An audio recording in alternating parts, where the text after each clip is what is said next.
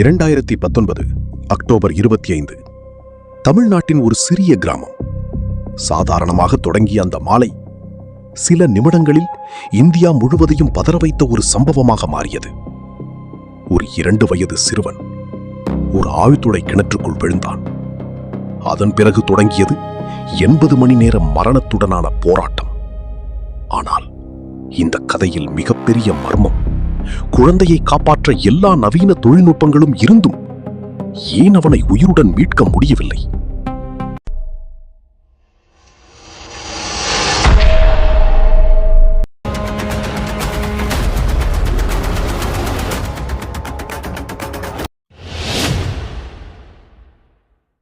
ஒரு சாதாரண மாலை நேரம். திருச்சி மாவட்டம் மணப்பாறை அருகிலுள்ள நடுக்காட்டுப்பட்டி கிராமம். அங்கே ஒரு குழந்தை தன் தாய் தந்தையுடன் வசித்துக் கொண்டிருந்தான். அவன்தான் 2 வயது சுட்டி குழந்தை சுஜித் வில்சன். அன்று மாலை வீட்டின் அருகே மற்ற குழந்தைகளைப் போலவே விளையாடிக் கொண்டிருந்தான். அவன் பெற்றோர்களும் அருகிலேயே இருந்தனர். எல்லாமே சாதாரணமாக இருந்தது. ஆனால் அடுத்து நடக்கப் போகும் சம்பவம் யாரும் அறியவில்லை. அந்த நிலத்தின் கீழே பல ஆண்டுகளாக மறைக்கப்பட்டிருந்த ஒரு ஆபத்து காத்திருந்தது. அது ஒரு பழைய ஆழ்துளை கிணறு. ஒரு காலத்தில் தண்ணீர் தேடி தோண்டப்பட்டது. ஆனால் தண்ணீர் கிடைக்கவில்லை. அதனால் அந்த ஆழ்துளை கிணறு கைவிடப்பட்டது. ஆனால் முழுமையாக மூடாமல் விட்டுவிட்டனர்.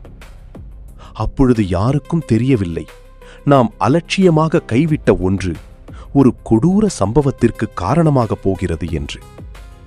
யாரும் கவனிக்கவில்லை. அந்த திறந்த கிணறு ஒரு பேரழிவை உருவாக்கப் போகிறது என்பதை.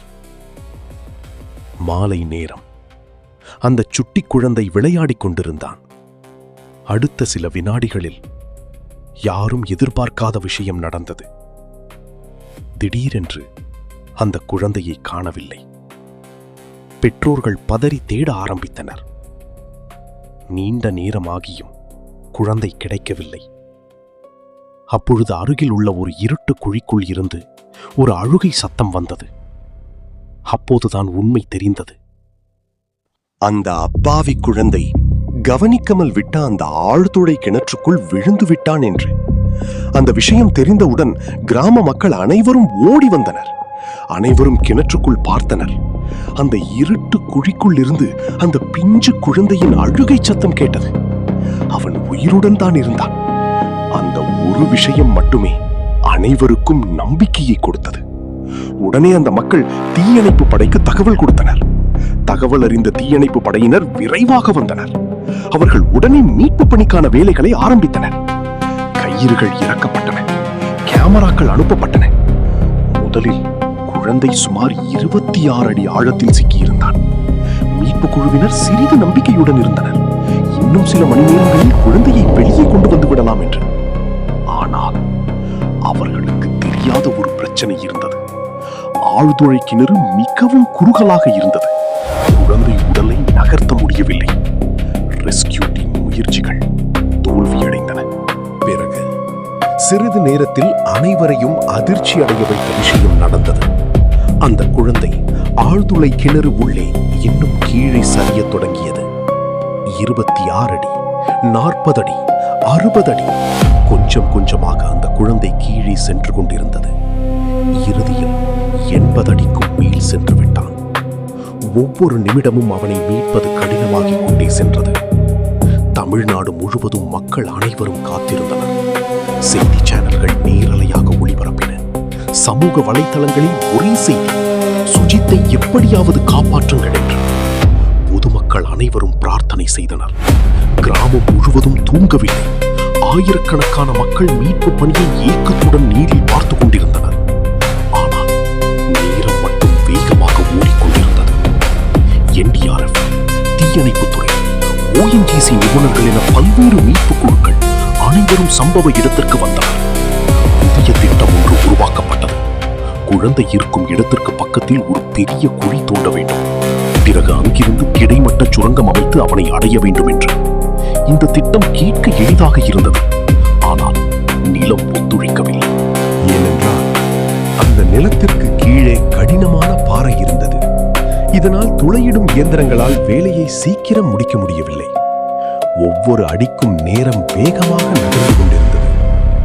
நேரம் கடந்து கொண்டே இருக்க மக்கள் மத்தியில் பயம் அதிகரித்துக் கொண்டிருந்தது. குழந்தையின் தாய் தந்தைக்கு மக்கள் நம்பிக்கை கொடுத்துக் கொண்டிருந்தனர். முதல் நாளில் குழந்தை அழுகை சத்தம் கேட்டது. பின்னர் சத்தம் கொஞ்சம் கொஞ்சமாக குறையத் தொடங்கியது. மீட்பு குழுவினர் குழந்தையிடம் பேச முயன்றனர். பதில் ஏதும் வரவில்லை. மீண்டும் முயன்றனர்.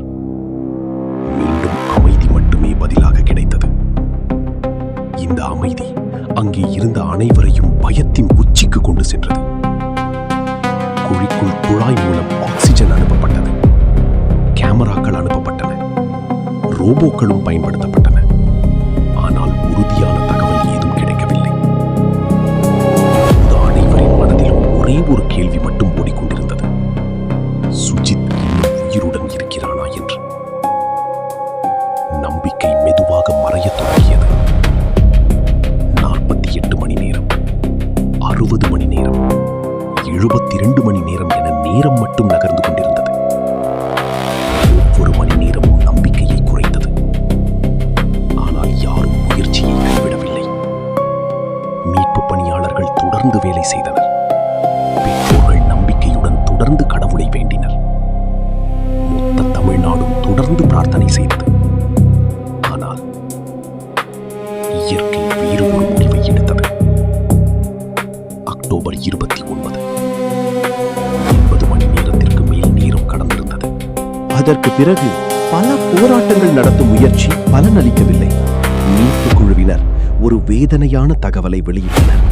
குழந்தை உயிரிழந்து விட்டான் என்று. ஒட்டுமொத்த தமிழ்நாட்டு மக்களும் அதிர்ச்சியில் உறைந்தனர்.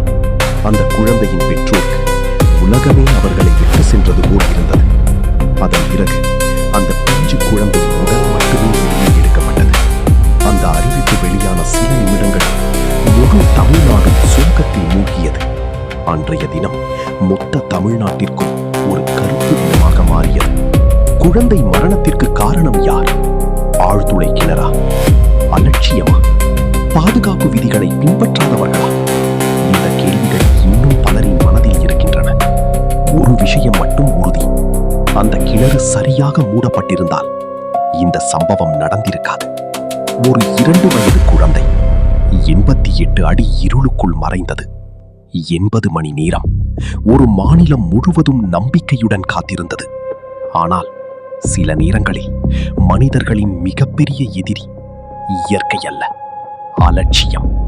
அந்த குழந்தை காப்பாற்றப்படவில்லை. ஆனால் அவனுடைய கதை திறந்த ஆழ்துளை கிணறுகளின் ஆபத்தை இந்தியா முழுவதும் நினைவூட்டியது. இது போன்ற வீடியோக்களை தொடர்ந்து காண டாக்ஸ் ஆஃப் தமிழ் சேனலை லைக் அண்ட் சப்ஸ்கிரைப் செய்யுங்கள்.